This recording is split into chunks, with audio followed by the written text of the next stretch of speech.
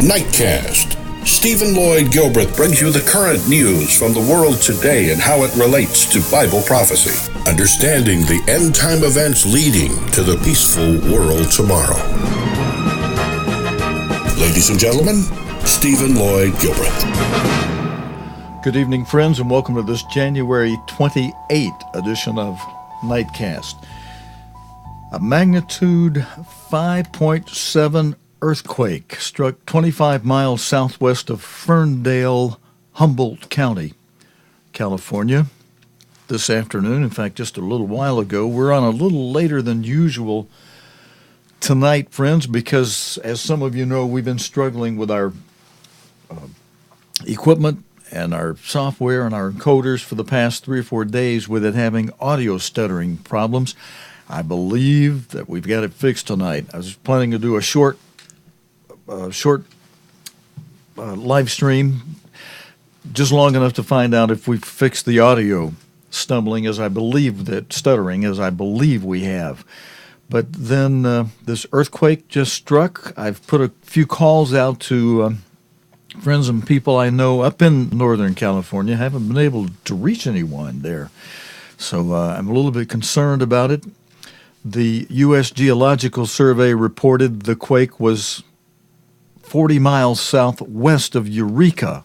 According to the USGS, the United States Geological Survey, the quake took place at 1:08 p.m. Okay, it wasn't as late as I thought it might have been because of the time the report came in here.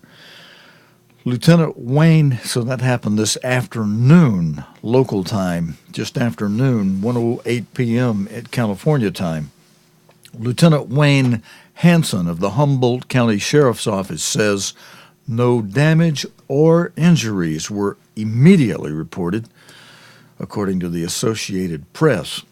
No tsunamis are expected from the earthquake, according to the National Tsunami Warning Center. Here's a map, friends, showing the epicenter of it. On the United States Geological Survey Did You Feel It site, the most responses came in from Eureka, Arcata, Ferndale, and Fortuna. People as far away as San Jose and Salinas reported feeling the shake.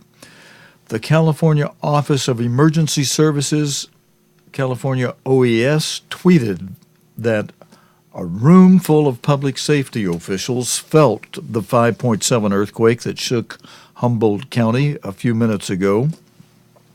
In this tweeting Twitter age we live, there were many other persons who also made tweets on this, who gave first-hand reports on feeling the shaking.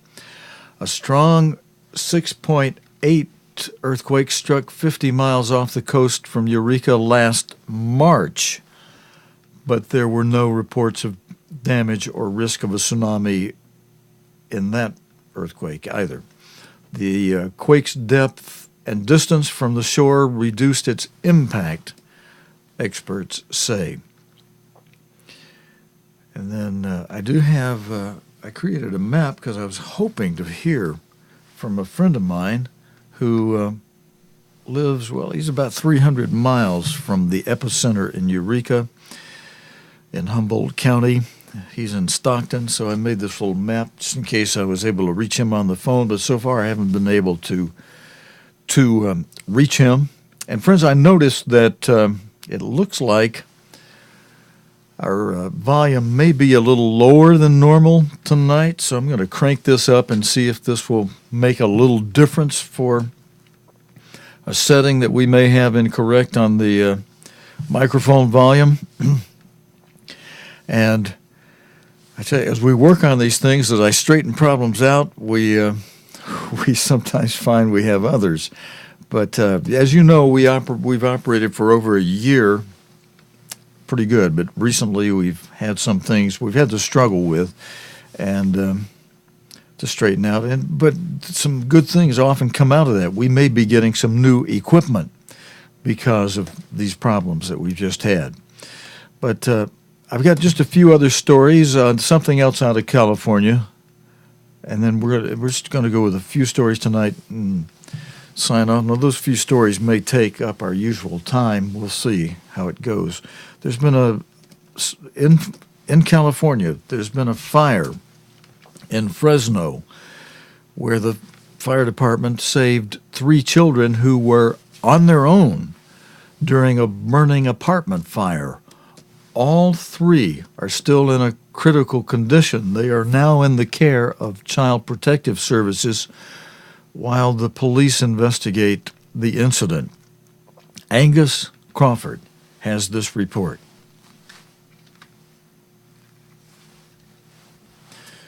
And friends, I'm sorry, the video didn't go off like I hoped it would, so let's go back. And I got to change a few things here that will make that play properly. Let's try that again. Where is she? How old is she, ma'am? Lives hang in the balance. Smoke and flames billow from a bungalow in Fresno, California. 3 children are inside. 3 kids in the back. Firefighters don't hesitate. They know every moment is critical. One child is found and brought to safety. The call goes out for paramedics.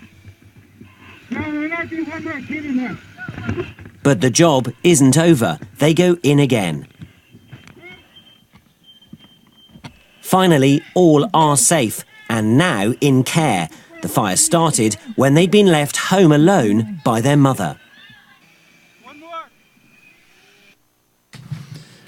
And friends, I think we have a video on the situation out of the Northeast. We go from a fire in California to icy blizzard conditions that weren't as bad in New York as they had anticipated, but left them with several feet of snow in Massachusetts.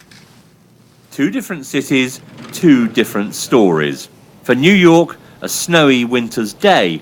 For Boston, a whiteout and 2 feet of snow. When it became obvious the apocalypse hadn't arrived in New York, everyone was asking, how could they have got it so wrong? The city's mayor was on the defensive. Would you rather be prepared or unprepared? Would you rather be safe or unsafe? My job as the leader is to make decisions, and I will always err on the side of safety and caution. In Massachusetts, a very different story. A travel ban lifted early in New York stayed in place throughout Boston and the surrounding areas. Coastal communities were flooded, people lost power, and the emergency services had to take some into their care. Residents did battle with the snow throughout, but it fell at such a rate in this northeastern state that it was hard to keep up with. City officials in Boston were clear that it would take some time for the cleanup to take place. We're still very much in the middle of this storm here in the city of Boston, and safety concerns remain a very serious concern of all of ours. It's not easy to stay ahead of a storm this size, but we've been able to use all the city resources and the workers to try and do the best we can. Most of the snow has already fallen in this storm, but the consequences will be felt for days to come. Temperatures are set to plummet and flooding could be a real problem. People will also be wondering, can they get their children back to school? Can they get back to work?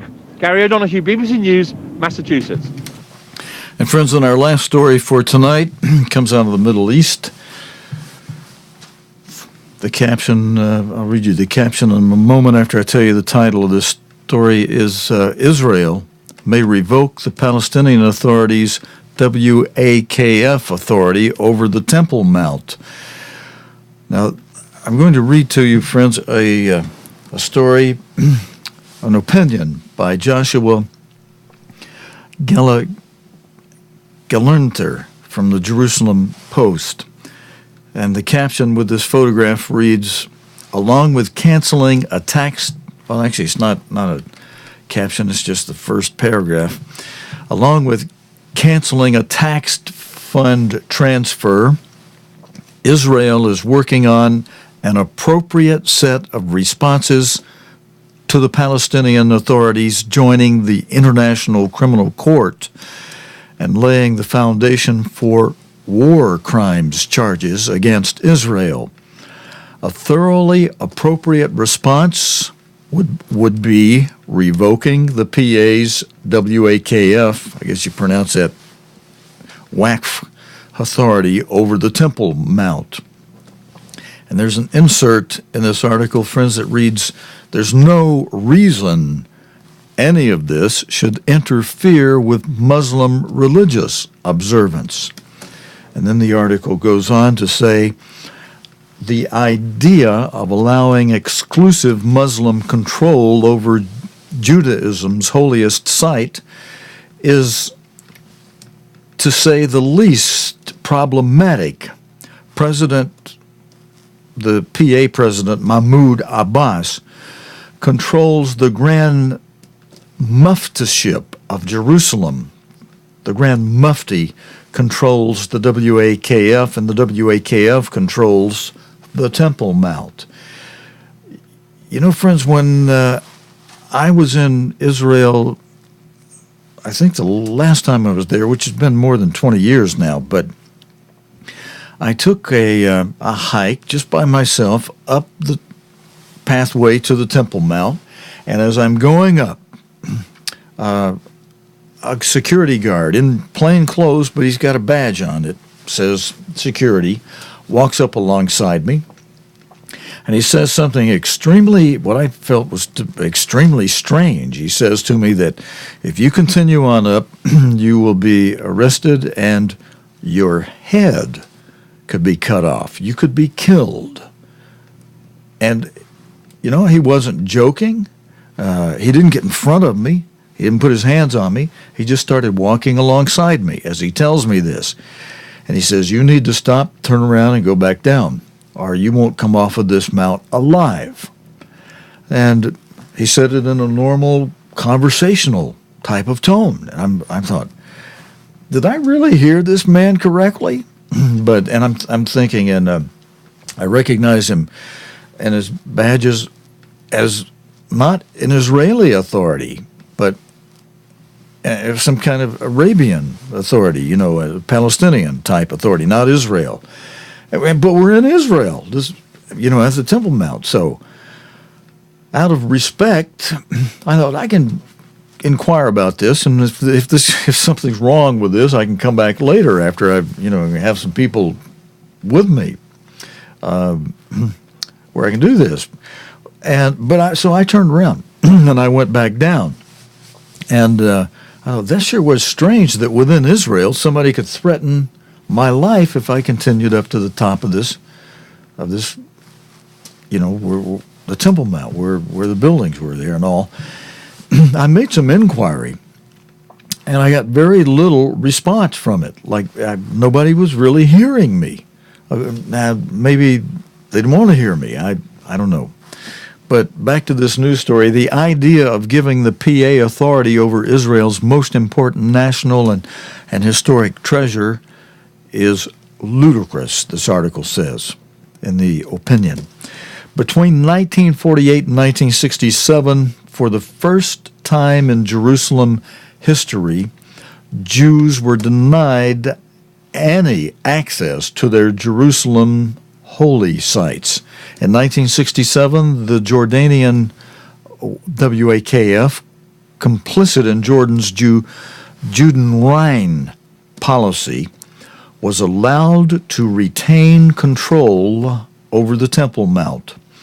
This was almost an inconceivable act of goodwill. That goodwill has been betrayed, though, over and over and over. The signing of the Rome Statute of the International Criminal Court should be the final straw. Israel should say the PA is right. War crimes are very serious. The the Palestinian Authority's Grand Mufti of Jerusalem has explicitly supported, the article says here, suicide bombings, and on the 47th anniversary of Fatah's founding, delivered a speech which included an exhortation to kill Jews in the end time. So, inasmuch as the WAKF endorses war crimes, its authority in Jerusalem is terminated. To begin with, Israel should stress that religious oversight of the Dome of the Rock and the Aqsa Mosque won't be taken away from Muslims. It should transfer that authority to Israeli Muslims. The religious conduct of Israel's thriving Muslim communities should not be subordinated to the PA. The rest of the mount should be repossessed by the Knesset on behalf of the nation that built it and delegated to a dedicated Temple Mount Antiquities Council. In addition to being Israel's most important historical site, the mount plays a central role in the history of Western civilization.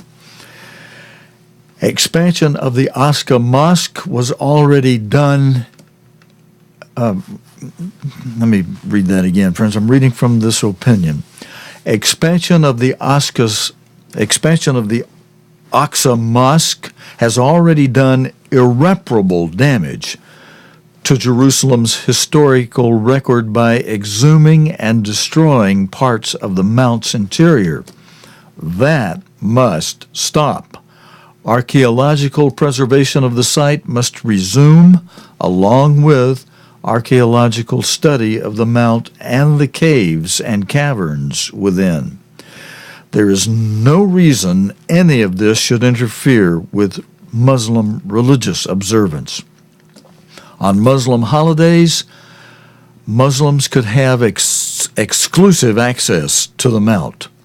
On Christmas and Easter, Christians could have exclusive access. Now again, friends, I'm reading from the article and opinion. On Jewish holidays, Jews would have exclusive access, including to the foundation stone of the Holy of Holies, the rock atop which the Dome of the Rock was built. For the rest of the year, Israel would make Judaism's holiest site open to everyone. No discrimination against Muslims, merely an end to discrimination against everyone else. There will, of course, be complications. Though Jordan no longer controls the WAKF that controls the mount, it will likely take extreme umbrage at Israel's changing the status quo. This could damage Israel's diplomatic relation with the Hashemite kingdom, though it's possible Jordan's reaction will be blunted by the proximity of Islamic State, IS, and a desire to keep Israel as a plausible defensive partner as IS expands. And despite, that's an interesting point right there, friends, as to how Israel may be able, with Jordan's quasi-blessing, be able to take more control or take back control or some control of the Temple Mount, which could open the door to things happening that may need to happen before the 3.5 years timing begins, the 1,260-day timing begins, and the 1,290, and what sets that up where armies will surround Jerusalem at that timing, and the 1,335 days, and whatever is going to happen that is preparatory toward an army coming into Jerusalem. This article opinion goes on, and despite the undeniable reasonableness of this arrangement, it will almost certainly provoke a deafening international outcry. And that, of course, will lead to a situation which will allow a military to come in and surround Jerusalem. The article, the opinion goes on and says, but of course Israel has to do something in response to the PA's signing the Rome Statute, and whatever that something is will provoke a deafening international outcry. At least this way, instead of a hollow PR victory, or more likely a PR non-victory, something substantial will be accomplished, this opinion says. Something substantial that Jews have been working towards for 2,000 years.